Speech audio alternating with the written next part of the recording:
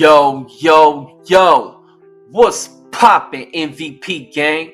It's your boy, Pravi MVP, back with another certified banger, including fresh, unedited gameplay so you can see the real. Before we talk basketball, quick mental health check. Make sure you're good, mind clear, spirit right. Life and this game both can get heavy, so take a breath. All praise and thanks to the Most High for waking us up today, giving us clarity, patience, and discipline. Cover us in peace and let us move with purpose. Deep breath. Now let's lock in today's episode. We're breaking down shooting centers versus inside centers in NBA 2K26. And I'm telling you straight, this is no longer no debate, no opinions, no nostalgia, no wishful thinking. This is about how the game is actually played at elite levels. And I'm talking starting five, walk-on, rec, pro-am, wherever you are, theater, it doesn't matter. And I'm speaking from, this is for users that's playing the majority of their games at gold and up, but majority at MVP and up, like MVP to red. Like if most of your games is gold, MVP to red, this is where I'm speaking from. I'm not speaking from the perspective of people playing majority of their games at silver and below, because it's a totally different topic. You're not even playing in the same realm of players that I'm playing against. I have raw gameplay versus a center in what I call 1v1 fives, aka starting five, and he's an inside, which would be my favorite game mode if it wasn't filled with users that's cheating. I pray the Most High, please have 2K fix this cheating issue that's going on, especially in starting five. It's out of control in there. Before we jump to conclusions, listen to the full breakdown so the message doesn't get twisted or you get lost in the sauce. Please, a lot of people don't listen to my videos all the way through before they formulate an opinion. You don't have to watch it all the way through, but you could at least listen, whether you driving, whether you working out, whatever you doing. That's where I listen to most of my content. I don't normally watch a lot of the content that I watch. I more so be listening. I'm a person that like to think about what a person is saying before I even formulate my opinion on what they're saying. See, the biggest change in NBA 2K26 is that spacing is king and completely non-negotiable. A shooting center keeps the defense honest at all time, spacing the floor, forcing defenders to respect every inch of space. Zones break down, passing lanes open up, help rotations are delayed, and defenders are constantly guessing. Flip that to an inside center, and the opposite happens. The floor shrinks, zones become easier to run, lanes clog up, and turnovers start stacking automatically with 6'7" to 7 foot athletic defenders flying around at full speed. Lineups without spacing get punished severely and quickly, especially at the higher levels, as I mentioned. If you're playing majority at your games at the MVP level, legend level, majority of your games you bear, and then the only time you drop down, you hit gold, then you right back up to MVP, you right back up to red. Like you basically stay in that you know what those type of pool of players are like. That is what I'm speaking from. Shooting centers don't just score. They elevate guards and the entire offense. Their off-ball gravity unlocks real basketball options. Like you can run actions like the Spain, horn set, dribble handoff, motion offense, call cuts endlessly. It's consistent closeout attacks because the inside centers limit that creativity by forcing offenses into predictable pick and rolls. Or you got a user that's standing in the dunker spot. See, elite defenders will read that instantly, and especially what you actually got scripts for lane steals. So you got to really think about that. That's why the most viral builds now are shooting centers that have as much speed or as much height or size or ability to dribble and shoot over things, defensive badges, rebounding. They're going to play like modern slashers while still greening from deep, while being versatile. Centers nowadays, it's all about being versatile. You got to think about how Jokic impacts the game. Inside centers, whether people want to admit it or not, actually make defense easier in NBA 2K26. They allow defenders who using these scripts to just sit in the lanes, rotate early, just be sitting there and load the paint, which leads to more turnovers, especially when you pair an inside center with an unscripted guard, non-zenning or Titan using. Like, you got to think he's not using any of that. He's completely unscripted. People say that there's no defense in 2K. Okay, run an inside center against some elite players and you'll see how fast those turnovers gonna pile up. That's why experienced players constantly are warning throughout the community against running inside centers with randoms. It kills the flow immediately. It only works in team settings, period. Like, you gotta be, a whole team is built and know each other for that to even have any chance. The biggest myth in 2K26 is that inside centers do something that shooting centers can't. Shooting centers rebound at elite levels, defend the paint just as good with the right badge setups. They set effective screens, because every build can set effective screens in NBA 2K because they made defense non-important. When you make defense non-important, this is the result that you get. Everybody is running around to set a consistent screen and finish strong. And to think about it, the shooting center can still finish strong off closeouts because they got people trying to close out as quick as possible to stop them from shooting when they do run to the paint and try to run back. And it's like, it's just easier to attack. On top of all that, they dribble. They can dribble. Like, if you see my 7-4 in this video, I'm going to be dribbling around, moving, relocating, shooting consistently. And most importantly, I don't clog the floor. Even if you got a low overall shooting center, it's going to be more impactful because the blueprint of today's game is spacing, skill, and versatility, not clogging the paint. Like, to be an inside center, do you understand how dominant you got to be? You got to be a beast mode type of athlete, which 2K really doesn't respect size versus like the dominance of what a real strong person would do to a person that's a mismatch. They don't really respect mismatch basketball all the way because they want to favor certain things that the bigger content creators want to do. Because if you allow like a player to actually like, think about real basketball. If Jalen Duren is going to the paint, a 6'7" Jalen Johnson's not even going to really try to contest that once he going full speed. He's not going to try it. And all the little guards not going to slide over and bump him. They're not going to do anything. Once he's going full speed and caught the ball, they're getting out of the way.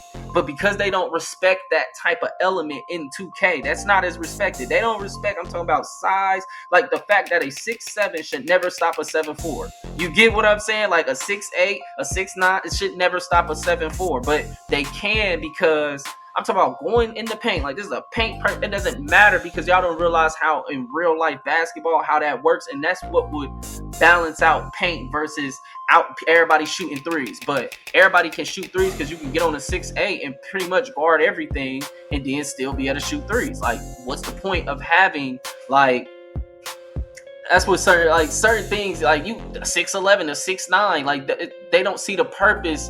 Like, if you're not a 7'4" who can move around like this, or like, what's the purpose of a inside big? Like, that's what I'm trying to. When they didn't nerf strength. I'm telling you, the nerf of strength sealed the fate for the traditional inside center. Because of how dominant you gotta be, they don't allow that to reflect on the game because strength ain't important. In previous years, physical dominance gave inside bigs value. Like in 2K25, you could feel the difference in being strong versus a center being weak. You could throw him out the way and get boards continuously. Like, but without box down, box out beast not being, man, it's so big. And with RNG not being in the game, ain't even that many boards to be up for grabs. Like, a lot of shit is getting cashed out when you playing at the MVP red level. A lot of people cheat, and so, and on top of that, you ain't gotta, them users that cheat is because they can't pull those same moves off without the scripts. They can't peek. They can't do none of that stuff without the scripts. That's the point. It allows them to do things that they really wouldn't be able to do if they wasn't using scripts. You're not going to be at a 3-point hunt against good players all game if you weren't using scripts. That's the point. It wouldn't be effective. The efficiency of it would go way down if they didn't have scripts. But we'll never know the truth in 2K26 because it's going wild. Everybody know about it now. Like, the physical dominance, I'm telling you, it gave inside bigs value. But in 2K26, rebounding is all about timing, positioning. Paint defense is RNG based. The box outs are skill driven, as box out beast no longer requires that strength rate. And I'm telling you, without a physical advantage, without shooting, the inside center has completely lost its identity. At the highest levels, The only time you gonna see centers is when they are paired with a scripted Zentastic shooter or a pre-built system where they all know each other, and that's who that inside center is running with them. But at the lower levels, many players still run inside builds because they never fully learned how to shoot in past 2Ks and eventually abandon it, so it limits them to staying at the lower level, because to get to the higher ranks of MVP tier, legend tier, and all that, you gonna have to be able to shoot, unless you're running with a set squad that's accommodating that, or you're running with a guard who's fantastic. So the reality is most players don't want to run with non-shooting builds. Even a 40% shooter provides more value than a zero shooting type person, because spacing alone wins games. Shooting is mandatory in NBA 2K26 with pure green windows, consistent shooting mechanics. Shooting is one of the most important skills in the game in real life and in now. And in the video game, it's just like defense. It is not non-negotiable. This isn't optional. That's why majority of walk-on lobbies avoid inside centers entirely, and why the most effective center builds all space the floor while still rebounding and defending at a high level. Just look across YouTube. You don't have to look just on my channel, but you know dang well the builds I done gave you this year could shoot. Even though last year I gave you an inside big that couldn't shoot, that really helped my channel grow. Snag Mahomes for my OG subscribers who've been here, who've been watching my page. I had a inside center that was going crazy, but with RNG being gone, the value's not there. And when it comes to shooting mechanics, stick shooting has clearly, all the people who can shoot with stick are going to clearly separate themselves from button shooting, and I'm going to tell you why. I was a button shooter for multiple 2Ks, and I shot an elite percentage in the previous year. In 2K25, I shot 65% from three. For the whole year. 2K24, I shot 78% from three. And currently right now, 591 games played in rec, I'm shooting 80% from three. So I'm giving you my feedback. But after switching to the stick in 2K26, the control over the release and shot consistency, especially on movement and longer distance shots, is noticeably better than the button. That said, since recent patches, many elite shooters, not just myself, I'm telling you, the people I talk to who shooting in around the same percentages as me, very high percentage shooters, they notice that stick tempo is failing to register completely, which feels less like user error and more like hidden RNG being introduced at higher levels. Like, I feel like they're putting more RNG into shooting because of the complaints, but they think this is the problem. Shooting isn't as easy as people think, bro. It's the cheaters that's ruining. Y'all don't realize how many Zens have been already sold. Like, it's out of control at this point. Some people can afford more scripts than others. That's what y'all don't really know. It's a pay plan that they're on, and some people got maybe 2-3 scripts. Others can have a lot more scripts than others. When every high-level shooter notices the same issue, it's not a coincidence, y'all. They actually have nerfed the tempo shooting because it just won't register. Like, trust me, it never used to be like that. And there's also a real conversation that needs to be had about skill versus cheating. Yes, 2K is offense driven. Defense isn't perfect, but a lot of players are simply slow to react. They miss rotations and blame the game instead of improving. You got to think about them dudes who never been fast at anything in life, but all of a sudden you expect to be one of the fastest thinkers on 2K. Nah, that ain't what it is. It's like this, bro. Cheaters are a separate issue entirely. They got scripted dribbling. They got scripts for stamina exploits, dunk scripts, stop on a dime scripts, allowing peaks. You know what I'm saying? The people who quote, I'm peaking or I peak, they got stop on a dime scripts. That's why normal users, when they try to stop, you kind of slide sometimes and you accidentally shoot a fade. But these other dudes, it's not that they so much, I put a bunch of hours in at the game, that's why I'm so much better than you, I have thumbs, I have this. They try to brag on like they doing something that you can't, but in reality there's a script to literally stop on a dime. Like, that's what allows you to peak. Like, they don't have to cheat with shooting if you can stop on a dime whenever you wanted to, after not even having to do your dribble moves, because you got scripts for that as well. Like, software creates a false sense of competition, and they are actively killing the community. When players can clearly see cheating, it pushes real hoopers away from the game and makes it harder for developers to evaluate what truly needs fixing. They go patching shit that affects real people who play in the game normally. Now the users that cheating has even got a bigger skill gap, or got a bigger even gap on you. So people complain about things not knowing these things wouldn't be an issue if this was fixed. The biggest issue is cheating. I'm gonna say it in every video, and every bigger YouTuber should be saying it in every video at some point. No matter what topic you should be talking about, you should leave a segment that you should be pushing for cheaters to all be banned, and for 2K and for the 2K developers and for the whole the entity, the family that owns 2K. They need to put more money to stop the cheating, because it's killing the game. This is one of the best 2Ks, and it's like, bro, it's killing the game. It is killing it. Like this, the game is gonna be over with, because the final verdict is simple. Though overall, inside centers are fading fast in NBA 2K26 with no RNG in shooting.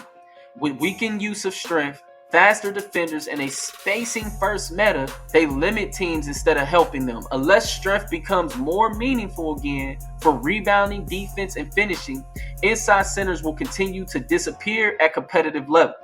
Shooting centers do everything and they limit nothing and make every team better. And cheating, man, like I said, we got all the technology in the world. If they really wanted to address this issue, there's no excuse, because they got all the money. This is a $1 billion company. Y'all know how much money they making off this game? You know how much money they making off per user? There's no reason we should have to play against cheaters in the game. I don't care what nobody say.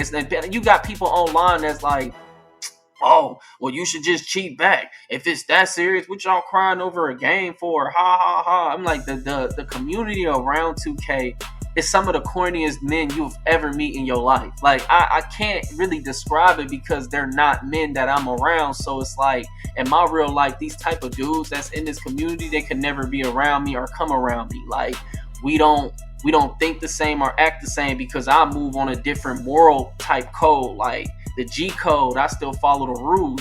These dudes, they don't got no morals. They don't got no code. So they'll do anything. Like, when you got people trying to react to your video or your content and talking about you, that's how you know you popping. Like, people brought me something like this, just a side conversation. That two people brought me a video of some dude. I don't even know him. I didn't watch the video of him trying to react to me or what I'm talking about in my video.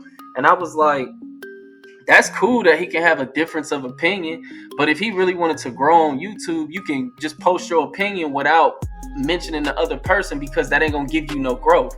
I was like, that's why he's posted 1,200 videos and he got less than 3K subscribers, and he's been doing this since 2013. And then I just pop up out of nowhere and I can just blow past that and I got less than 250 videos. It's because y'all, if you really want to grow on YouTube, it ain't that drama era where you start beef and all that. People ain't into that. Real men, they not going to gravitate towards that. They're not going to care about that. They'll be there for today and gone tomorrow. They're going to gravitate towards real talk. They're going to gravitate towards real hoop. They're going to look at what you're doing in your footage and stuff like that and evaluate. That's how you build a connection with people. But trying to piggyback off another person or talk about what another person is doing, that ain't going to get you no growth. Like, I don't have to mention nobody in my videos. That means I really came up on my own. I ain't really been mentioning nobody. I do see that it's a few YouTubers every once in a while that'll stop by in my comments, and and I appreciate them showing that support. But ain't none of them ever pulled me to the side and gave me no game on YouTube. Ain't none of them ever like reposted none of my stuff on their Twitter or on their page or nothing like that. From what I could see, I've never got a notification about that. So as far as I'm concerned, I built this by myself. And not only that, I don't even got no set team. There's not too many YouTubers who can build a whole channel, and you don't even got no set team. You out here playing with randoms, and you still bringing valuable information that other users can use, and that's why they subscribe. My first video that ever went viral was green every shot. And then my next video that went viral, like hit YouTube recommended without even putting a dime. At that time, I was going through stuff and like I ain't had no money to put towards YouTube. I was just monetizing everything I was doing. So But stop making builds you can't handle is the second video that went viral and hit YouTube recommended. It ain't had nothing to like how I built my channel was different from how most people went about building their channel. And shoot, I wouldn't change anything. So a person can have my page is never going to be a channel where everything I say is agreed with, because I'm genuine and I'm real. I don't speak to try to fit in. Like, and I know that's against the 48 laws of power. You supposed to try to fit in, but I ain't never been that type of dude. Like, if I see something that I don't agree with, I'm gonna speak my opinion, and I expect other men to do the same, and then we can have a discussion about it in the comments. It don't mean you gotta try to hate or try to tear down what another person is doing. And not to say that that dude was hating or whatever, because I didn't watch the video. I'm just saying the fact that you gotta mention another person in your content or reference their work, that's where you're not doing right as a creator. Just create. You know what I'm saying? Make your opinion. Like, you could have watched my video and been like, I don't agree with that, and made the opposite of it without even having to ever mention me. That is where you went wrong. That is where a lot of creators go wrong, because that's where I lose interest in a creator. Like, if I'm watching a creator and then I see him doing something like that, that's sucker shit. Like, I don't like, it's not respected where I come from. So that's my opinion on that. And just like I said, I got a creator workshop January 10th for all people who want to learn all about how to start a YouTube organically and actually grow it without having to create, rivals or anything, like do any of this corny stuff. Like, literally, you can just grow it, and it don't have to be based on gaming. Because like I said, I gave this blueprint to other users who making different content, and they're experiencing big growth. Just join the Discord and ask, hey, yo, what's up with the workshop? And I'll give you the details on that. But MVP game, that's the real breakdown. Just how the truth of how the game plays at the higher levels. If you're still holding on to that inside build, the move isn't to argue, it's to adapt. And if the game 2K and the developer keeps going this route, 2K27, inside bigs will be extinct. Learn to shoot, open your game, stay playable, stay consistent, stay focused, and blessings to the Most High. It's your boy, Pravi MVP, signing off. Peace.